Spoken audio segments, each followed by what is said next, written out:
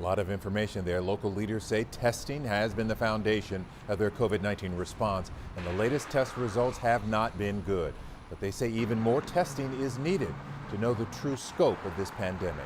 Jason Miles took questions to Harris County's top public health experts. From one side of town to the other today, lines formed at free COVID-19 testing sites, while demand at one of them reached capacity by mid-morning. We have seen an increased demand in testing, which means that people really want to get tested, which is a great thing. Harris County Public Health Director Umair Shah says increased testing means more positive cases. But what's known as the positivity rate is what really has them worried.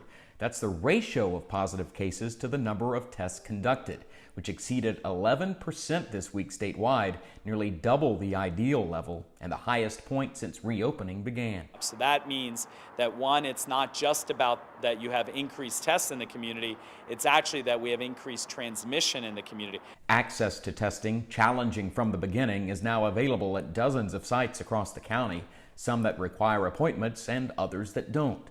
Tests are also available at private doctors' offices and clinics. And just today, the federal government announced that its testing support in Texas would be extended.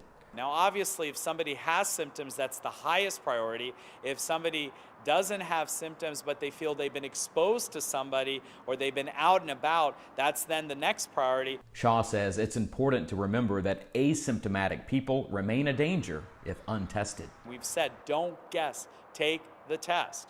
We want people to know what their status is. In Houston, Jason Miles, KHOU 11 News.